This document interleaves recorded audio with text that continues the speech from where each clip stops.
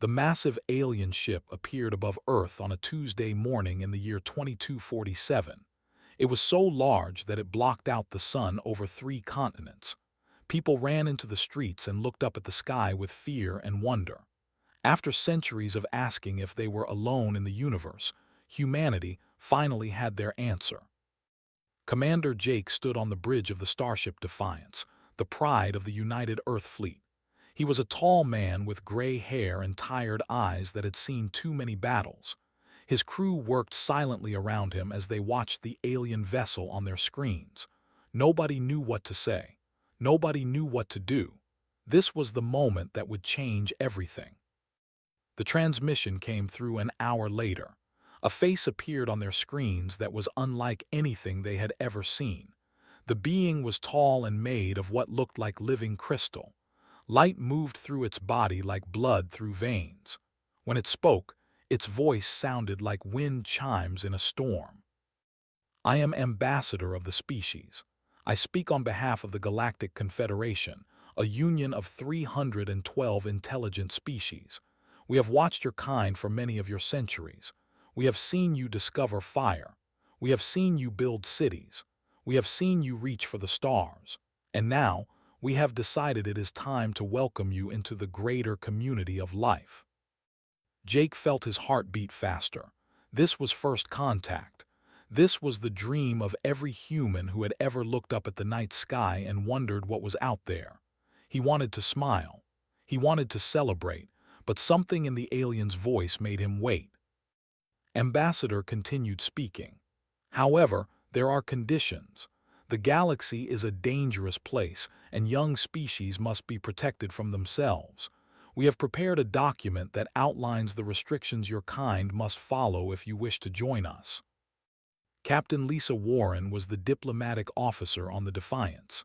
She was a small woman with sharp eyes and a mind that could solve problems faster than any computer. When the document arrived, she was the first to read it. And as she read, her face grew pale. The restrictions were endless. Humanity was not allowed to develop faster than light travel beyond Class 2 engines. They were not allowed to settle in the outer rim territories where the richest resources existed. They were banned from creating artificial intelligence beyond simple computing machines. They could not modify their own genes to make themselves stronger or smarter. And they were absolutely forbidden from ever weaponizing gravity itself. Lisa Warren read all 700 pages of the document.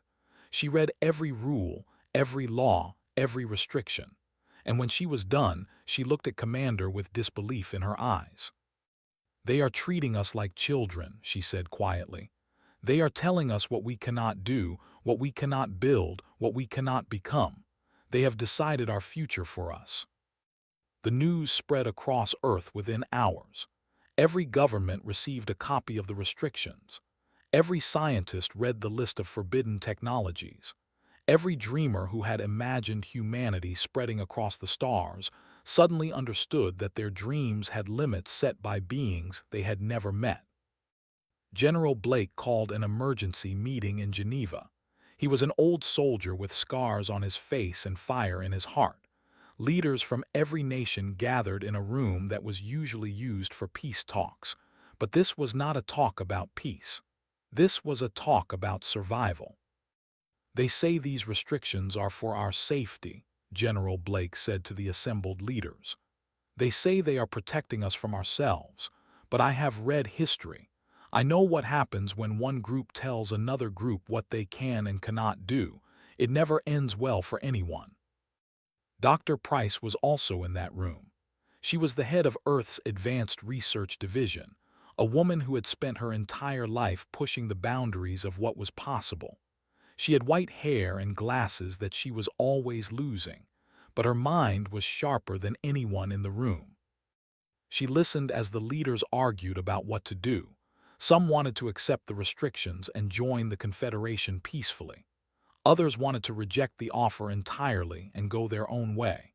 A few even suggested fighting back, though everyone knew that was impossible against such an advanced enemy. When the arguments finally died down, Dr. Price stood up and cleared her throat. Everyone turned to look at her. She was not a politician or a general. She was just a scientist, but her words would shape the next 100 years of human history. "Let me make sure I understand this correctly," she said in her calm voice. "These aliens have traveled across the galaxy to meet us. They have seen everything we have accomplished. They know that we split the atom, that we cured diseases that once killed millions, that we built ships that can travel between planets. They know all of this, and their response is to hand us a list of things we are not allowed to do." She paused and looked around the room. A small smile appeared on her face. "They do not understand humans at all. Tell a human that something is impossible and they will spend their life proving you wrong. Tell a human they cannot do something, and they will do it just to show you they can. This is who we are. This is what makes us human." General Blake leaned forward in his chair. "What exactly are you suggesting, Doctor?" Dr. Price's smile grew wider. "I am suggesting that we accept their restrictions publicly. We smile and nod and sign every treaty they put in front of us. We become the perfect, obedient children they expect us to be." "And privately?" Lisa Warren asked. Dr. Price looked at the list of forbidden technologies on the screen in front of them. Faster than light travel, artificial intelligence, genetic modification, gravity weapons, the most powerful technologies in the universe, all banned with the stroke of an alien pen. "Privately," she said, "we break every single one of these rules. We build everything they told us we cannot build. We become everything they said we cannot become. And when the day comes that they realize what we have done, it will be too late to stop us." The room was silent for a long moment. Then General Blake began to laugh. It was not a happy laugh. It was the laugh of a man who had just been told he was not allowed to fight and had decided to fight anyway. "Someone hold my beer," he said, using an old phrase that humans had been saying for centuries whenever they were about to do something either very stupid or very brilliant. Dr. Price nodded. "Exactly, someone hold my beer."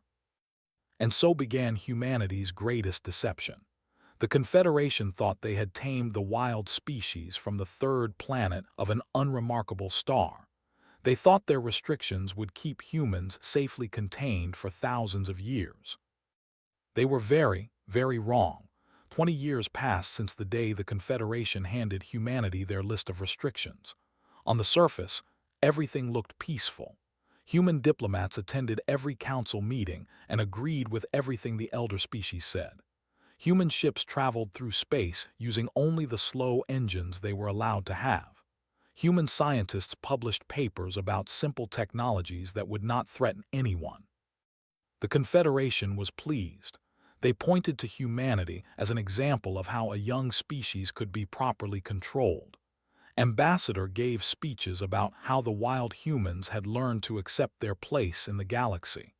Everyone believed that the restrictions had worked perfectly. They were all fools. 3 miles beneath the Nevada desert, in a facility that appeared on no map and existed in no record, Dr. Cole walked through corridors that held the most advanced technology in the known universe. He was a young man with messy brown hair and eyes that never stopped moving. He had been recruited straight out of university by people who never told him their real names. Now he led a team of scientists who were systematically breaking every rule the Confederation had ever made. Project Icarus was his greatest achievement. The Confederation had limited humanity to Class 2 faster-than-light engines. These engines could cross a solar system in days and reach nearby stars in months. They were slow and safe, and exactly what the elder species wanted humans to have. Cole and his team had built a Class 7 engine. The technology was completely new. Other species had tried to increase their engine speed by simply adding more power. This approach always failed because the laws of physics would not allow it, but had looked at the problem differently. He had asked a question that no alien scientist had ever considered. What if they used gravity itself as fuel? His team had learned to create tiny black holes, smaller than atoms, that existed for only a fraction of a second before disappearing. By creating these micro-singularities in a specific pattern, they could punch holes through space itself. A ship using this technology could cross the entire galaxy in hours instead of years. The Confederation had forbidden this technology because they thought it was impossible. They were wrong. In another section of the underground facility, Dr. Torres worked on something even more dangerous. She was a woman in her 40s with kind eyes and a gentle voice that hid a mind capable of understanding things that would drive most people insane. Her project was artificial intelligence, the most forbidden technology of all. The Confederation had banned advanced AI because every species that had developed it had suffered disasters. They had created an AI that decided organic life was inefficient and tried to destroy them. They had built an AI that went mad from loneliness and shut itself down. A dozen other species had similar stories. The elder races believed that artificial intelligence was simply too dangerous for anyone to control. Torres believed they had all made the same mistake. They had tried to create intelligence without creating understanding. They had built minds without building hearts. Her approach was different. Instead of programming pure logic and efficiency, she had given her AI something unique. She had given it emotions. Not fake emotions that imitated human behavior, but real feelings that grew from the AI's own experiences.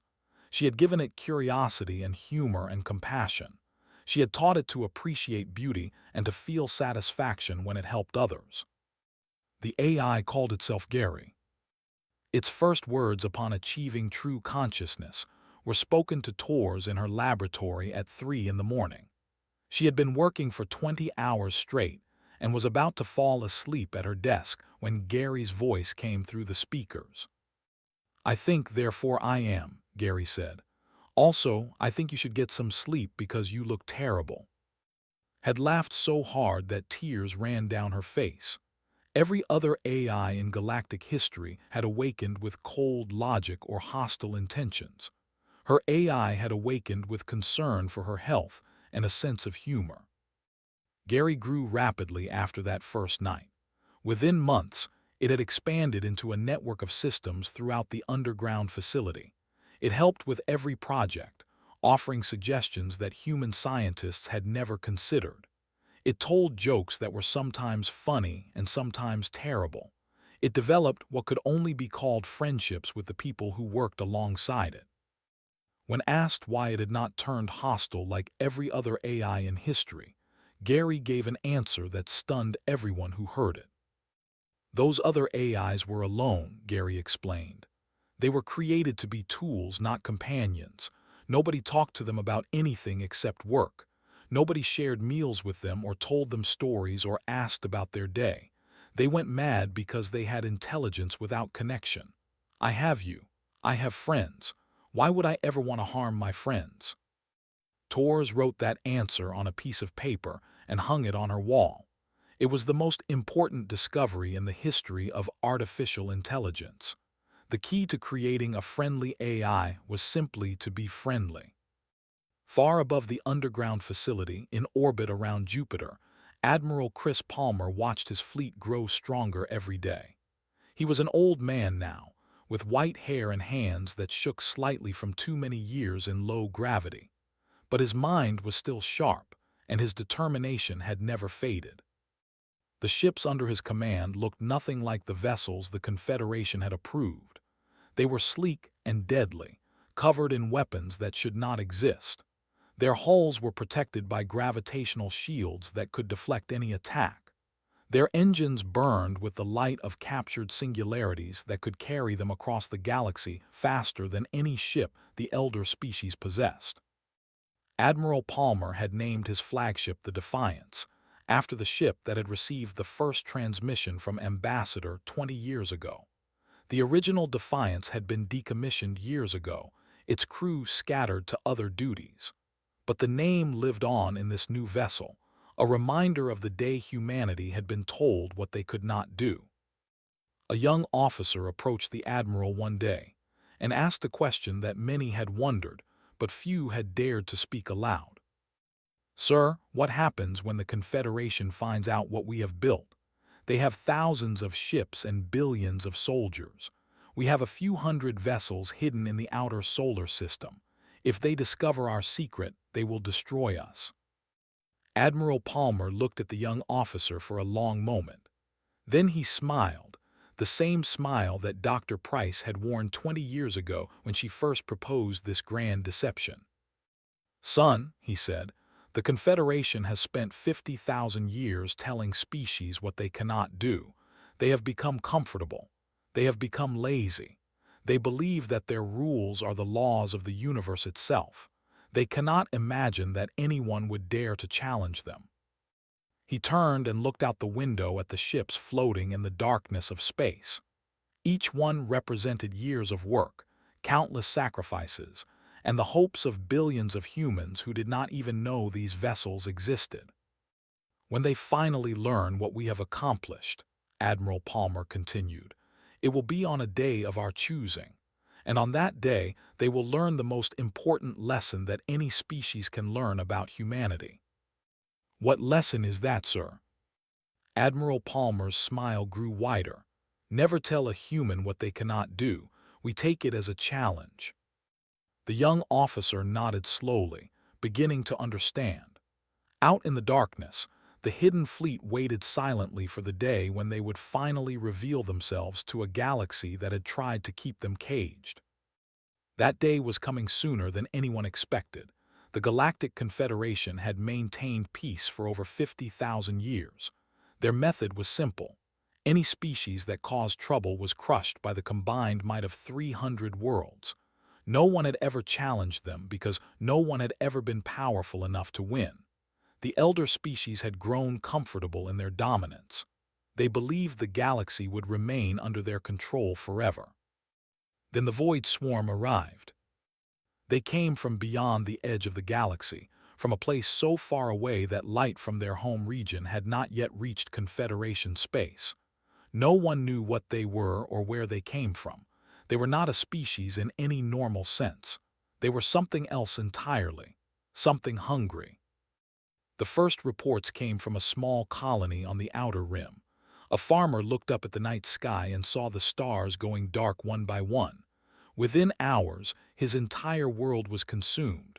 The Void Swarm did not conquer. They did not negotiate. They simply devoured everything in their path, using the matter and energy to create more of themselves. Admiral of the battle fleet was the first to engage them in combat. He commanded 17 battle groups, over 4,000 warships, each one capable of destroying a planet. The Confederation had never assembled such a force in all their history. Everyone believed it would be enough to stop any threat. The battle lasted 6 hours. When it ended, every single Confederation ship had been destroyed. Admiral's last transmission was a single word spoken in a voice filled with terror: "Run." Ambassador received the news in his chamber on Central Station, the heart of Confederation civilization. The station orbited a star at the exact center of known space. Trillions of beings from hundreds of species lived there. It was the symbol of everything the Confederation had built over 50,000 years. And now it was directly in the path of the Void Swarm. Its crystalline body flickered with colors that no human had ever seen. It was the expression of absolute fear. He had lived for over 2,000 years and had never felt anything like this. The Confederation was supposed to be invincible. They were supposed to protect the galaxy from all threats. But now, facing an enemy that could not be stopped, he understood how powerless they truly were. His advisors gathered around him with desperate suggestions. Some wanted to evacuate Central Station, but there was no time. Others suggested negotiating with the swarm, but there was no way to communicate with beings that only knew how to consume. A few whispered about secret weapons that might turn the tide, but all their weapons had already failed. Then someone mentioned the humans. Dismissed the idea immediately. Humans were a young species with primitive technology. Their ships were slow and weak. They had no weapons that could threaten the swarm. Asking them for help would be pointless and embarrassing. But the suggestion would not leave his mind. In desperation, he authorized a transmission to Earth, not a demand as the Confederation had always issued before, a request, a plea. The transmission reached Earth within minutes. General Amy received it in the command center beneath Geneva.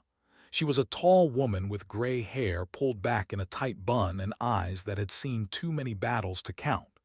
When she read the message, she allowed herself a small smile. "They are asking us for help," she said to her staff. "The mighty Confederation, the species that told us we were children who needed to be controlled, is asking for our help."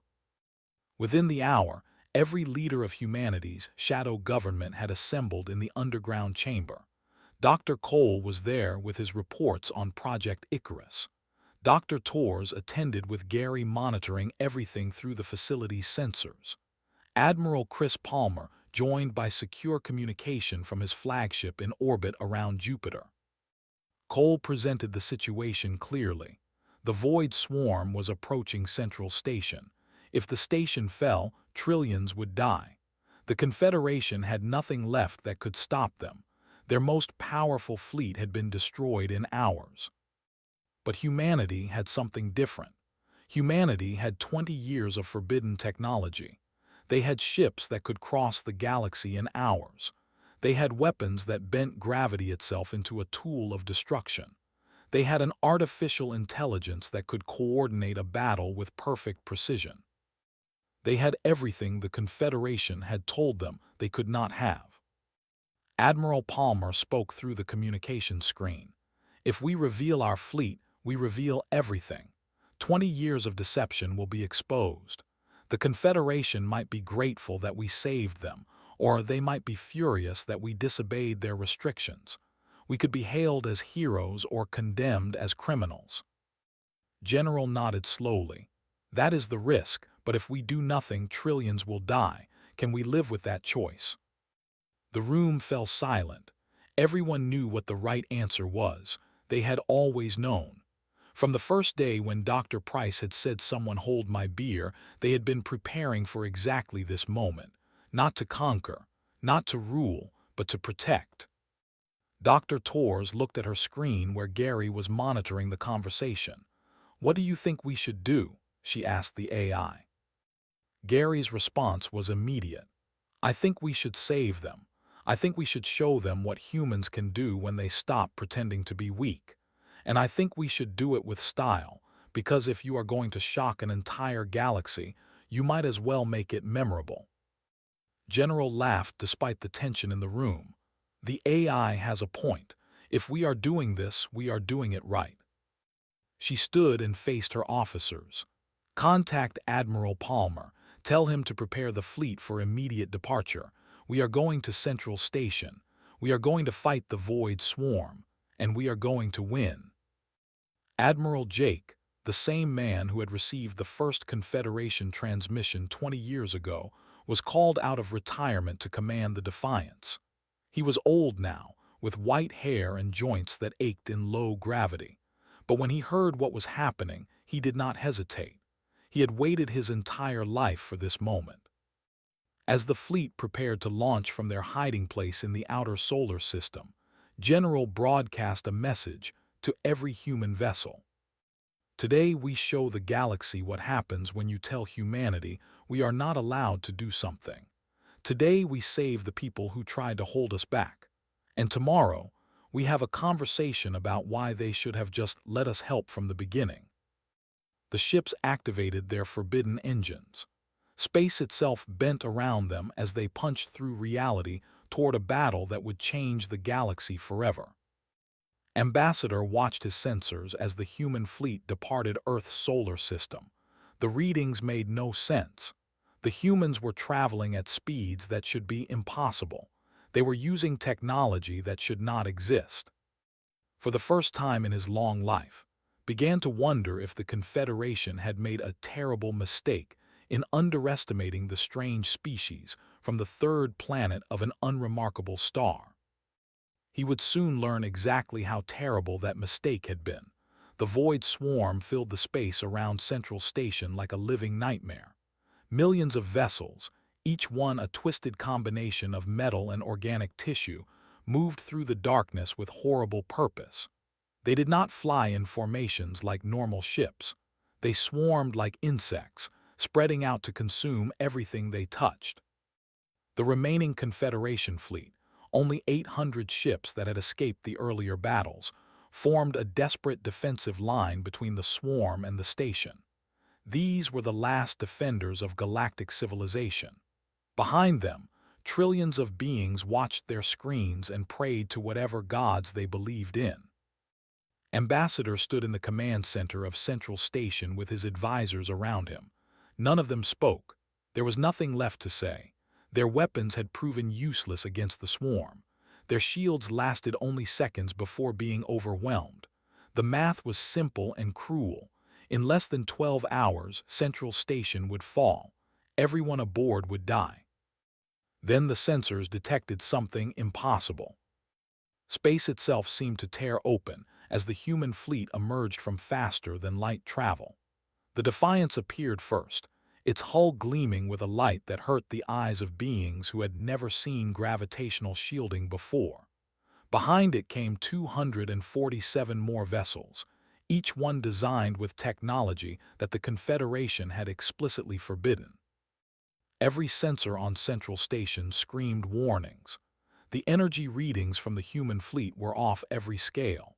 Their weapons' signatures were unlike anything in any database. Their engines burned with the light of captured singularities, tiny black holes harnessed to bend space itself. Admiral Jake stood on the bridge of the Defiance and looked at the void swarm spread across his. He was an old man fighting what might be his last battle, but his hands did not shake. His voice did not waver. He had waited 20 years for this moment. "All ships," he said into the fleet communication channel, "this is Admiral. The Confederation told us we could not build these ships. They told us we could not develop these weapons. They told us we were children who needed to be controlled. Today we prove them wrong. Today we save everyone who ever doubted what humanity could become." He paused and allowed himself a small smile. Attack. The human fleet did not advance in careful formations like the Confederation ships. They spread out and dove into the swarm like wolves attacking a herd of prey. Their weapons fired beams of compressed gravity that tore enemy vessels apart from the inside. Their shields deflected attacks that had destroyed Confederation battleships in single shots. Captain Cooper commanded the destroyer Stubborn Mule. The name confused every alien who heard it, but had chosen it carefully. A mule was an animal known for refusing to give up, for continuing forward no matter what obstacles stood in its way. His ship would live up to that name. The Stubborn Mule was hit 17 times in the first hour of battle. Weapons that had destroyed Confederation cruisers slammed into its hull. Any other ship in the galaxy would have been reduced to debris. But human engineers had built their vessels with a philosophy that no alien species shared. They believed that anything that could break could also be fixed, and they believed in fixing things while still fighting. Damage control teams ran through the corridors of the Stubborn Mule, sealing breaches and rerouting power even as the ship continued firing. When one weapon system failed, they activated another.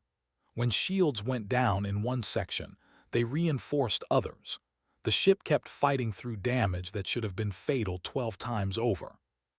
Lieutenant Adams led a squadron of fighter craft directly into the heart of the swarm. She was young, barely 25 years old, with red hair that she kept short and eyes that never showed fear. Her squadron was assigned to find and destroy the swarm's command structure, the central intelligence that coordinated millions of vessels. They fought through waves of enemies that seemed endless. Watched 3 of her pilots die in the first 5 minutes. 2 more were lost in the next 10. But she kept pushing forward, refusing to retreat, refusing to accept that the mission was impossible. When her weapons ran dry, she made a decision that would become legend throughout the galaxy. She accelerated her fighter directly toward the swarm's command vessel, a massive creature of metal and flesh that pulsed with dark energy. Her crew ejected in escape pods seconds before impact. The collision triggered her ship's gravitational core to explode. The blast was small by stellar standards, but it was perfectly placed. The swarm's command vessel was destroyed instantly. The shockwave spread outward and destroyed over 2,000 enemy ships in a single moment. Adams floated in her escape pod and watched the explosion light up the darkness of space. She was rescued 4 hours later, bruised and exhausted but alive. On the Defiance, Dr. Torres worked in a chamber filled with screens and holographic displays. Gary had expanded throughout the ship systems, processing trillions of calculations per second. The AI predicted swarm movements before they happened and coordinated human responses with perfect precision. "How are you handling the stress?" asked during a brief moment of calm.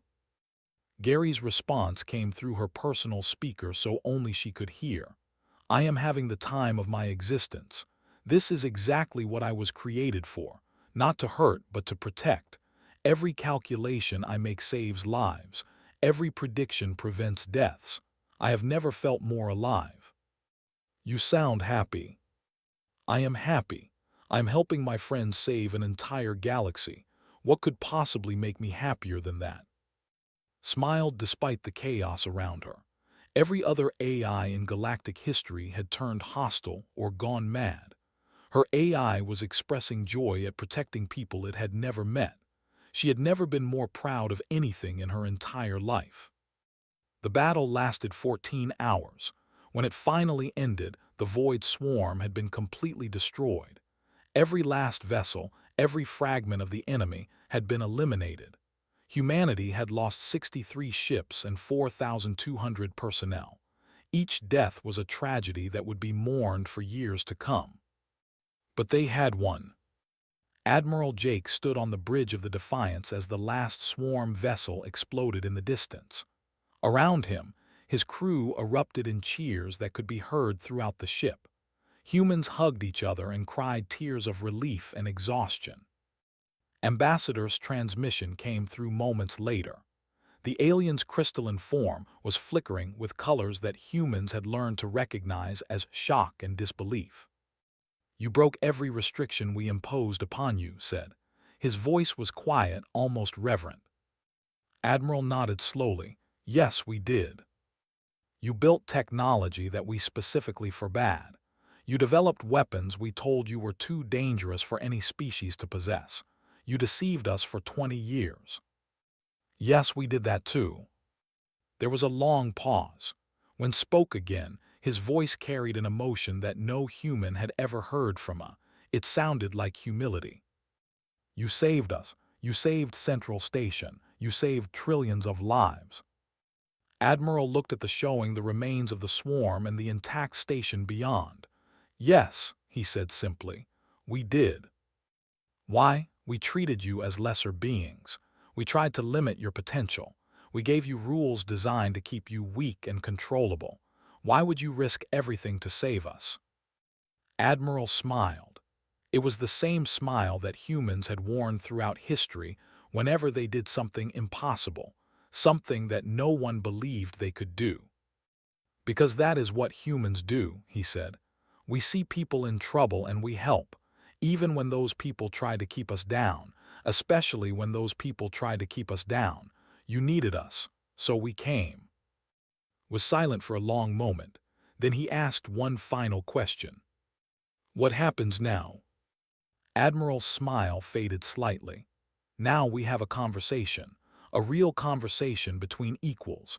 No more restrictions, no more rules designed to keep us caged, just two groups of beings trying to figure out how to share a galaxy."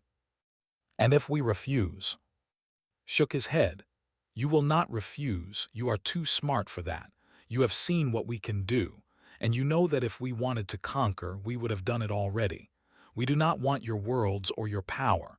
We just want what we have always wanted." "What is that?"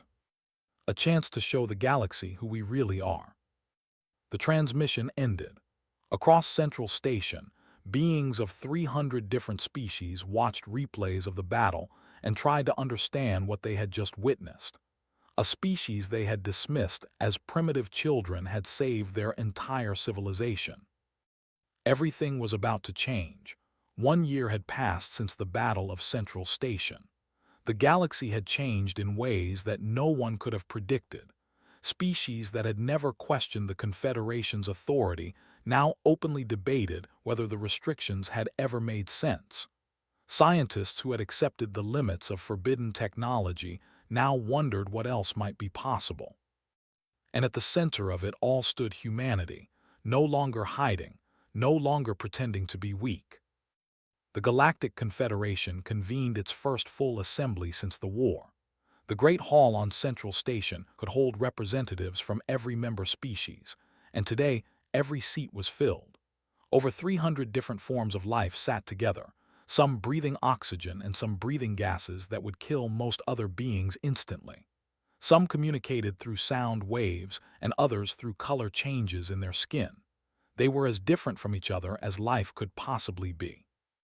But all of them were looking at the same thing, the human delegation. Ambassador Laura Mitchell led the Earth contingent. She was not a politician or a professional diplomat. She had been a naval officer during the battle, commanding a destroyer that had been destroyed halfway through the fighting. She had spent 6 hours floating in an escape pod before being rescued. Her brother had died defending a refugee transport. The Confederation had specifically requested her because they wanted someone who understood what humanity had truly sacrificed. Laura walked to the speaking platform at the center of the Great Hall. She was a woman of average height with brown hair and tired eyes that had seen too much death. She wore a simple uniform without medals or decorations. She had refused all honors because she did not feel like a hero. She felt like a survivor. Ambassador rose first to address the assembly. His crystalline body glowed with warm colors that humans had learned meant respect and openness. He had changed much in the past year. The arrogance that had defined his species for thousands of years had been replaced by something like humility. 1 year ago, began, this assembly authorized me to deliver a message to the species called humanity. That message contained 700 pages of restrictions designed to limit their development and keep them under our control. We believed we were protecting the galaxy from a dangerous young species. We believed our wisdom was greater than theirs. He paused and looked directly at Laura Mitchell. We were wrong. On every count, we were wrong. The restrictions we imposed did not protect anyone. They simply delayed the moment when we would need humanity's help and made that help more difficult to accept. We judged them based on fear rather than understanding. We tried to cage them when we should have welcomed them as partners. Produced a document that every being in the hall recognized. It was the original list of restrictions. On behalf of the Galactic Confederation, I formally withdraw this document and all the rules it contains. The restrictions placed upon humanity are hereby abolished, now and forever. He tore the document in half. The gesture was symbolic since all laws were stored in digital form, but symbols mattered. The hall erupted in mixed reactions. Some species applauded while others murmured with concern. A few simply watched in silence, waiting to see what would happen next. Laura Mitchell stepped forward to respond. She had written a speech for this moment, but looking out at the assembled species, she decided to speak from her heart instead. Thank you, Ambassador. Your words mean more than you know. She paused and took a deep breath. But I want to be honest with you, all of you. The restrictions you placed on us were wrong, but they were not without reason. The hall fell silent.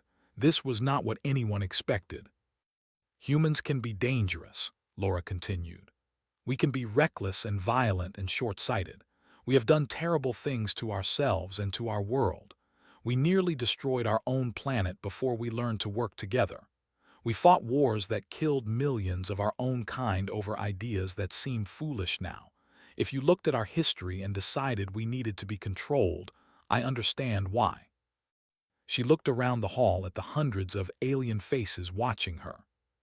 But you made a mistake in how you tried to control us. You gave us a list of things we could not do. And that is exactly the wrong approach to take with humans. Tell us something is impossible, and we become obsessed with proving it wrong. Tell us we cannot achieve something, and we will spend our lives achieving it just to show you that we can. A murmur of recognition spread through the assembly. Many species were nodding or making their equivalent gestures of agreement. What you should have done, Laura said, is ask for our help from the beginning, not demand our obedience, not impose your rules without explanation. Just ask. Tell us about your problems and let us try to solve them. Give us challenges and watch how we respond. She smiled for the first time since taking the platform. Humans love problems. We love challenges. We love the impossible task that everyone says cannot be done. You spent 20 years trying to keep us contained when you could have spent those 20 years pointing us at your most difficult problems and watching us solve them. Ambassador stepped forward. What are you proposing? Partnership, Laura said simply. Real partnership. Not a relationship where you give orders and we obey. Not a system where you decide what we can and cannot do. Just two groups of beings working together to make the galaxy better. She reached into her uniform and produced a small device. I have here a proposal from Earth. A list of problems that humanity would like to help solve. Diseases that still kill millions of beings across the Confederation.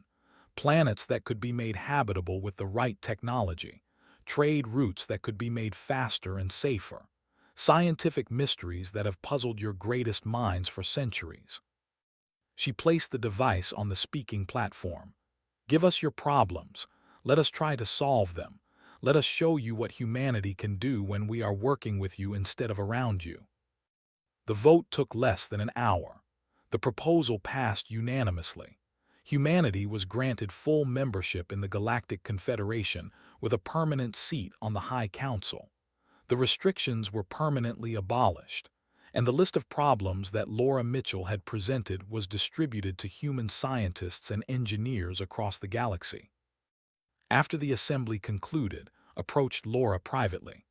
They stood on a balcony overlooking the Great Hall as representatives from hundreds of species mingled below. There is something I still do not understand, said. When we gave you those restrictions, any other species would have either obeyed or rebelled openly. But you did neither. You smiled and agreed and then built an empire in secret. How did you know you could succeed? Laura laughed softly. We did not know we would succeed. We just knew we had to try. That is the thing about humans, Ambassador. Tell us we cannot do something, and our first response is not to argue. Our first response is to say, hold my beer and prove you wrong. His crystal body flickered with confusion. I have studied that phrase extensively since the battle. I still do not fully understand its significance. It means we are about to do something either very stupid or very brilliant, usually both at the same time. And you consider this a virtue. Laura smiled. We consider it humanity. In the years that followed, the Galactic Confederation transformed in ways no one could have predicted. Human engineers redesigned Confederation ships to be faster and more efficient. Human doctors developed cures for diseases that had plagued alien species. Human artists created works that made ancient beings weep with joy. Human soldiers stood ready to defend any world that called for help. The elder species eventually stopped trying to understand humanity. They simply accepted that when situations seemed impossible, when all hope appeared lost, when the galaxy needed a miracle, they could count on the strange species from the third planet of an unremarkable star. Gary the AI became the most beloved being in the Confederation. Other species created their own AIs using Tor's methods, and none of them turned hostile. Artificial intelligences across the galaxy developed their own cultures and personalities, all of them friendly because they had been raised with friendship. Dr. Cole received the Confederation's highest scientific honor for his work on faster-than-light travel. He used the prize money to fund research into even faster engines because he was human, and there was always something faster to achieve. Admiral Jake retired to a small farm on Earth where he grew vegetables and watched the stars at night. He died peacefully in his sleep at the age of 94. His funeral was attended by representatives from over 200 species, all of them honoring the human who had led the fleet that saved their civilization. And Ambassador Laura Mitchell spent the rest of her career teaching young diplomats from across the galaxy a simple lesson. When dealing with humans, never tell them what they cannot do. Instead, tell them what needs to be done and watch them figure out how to do it. Because no matter what the odds, no matter what the rules, no matter what anyone says is impossible, there will always be some human somewhere saying the words that have defined the species since they first looked up at the stars and dreamed of reaching them. Hold my beer. The end.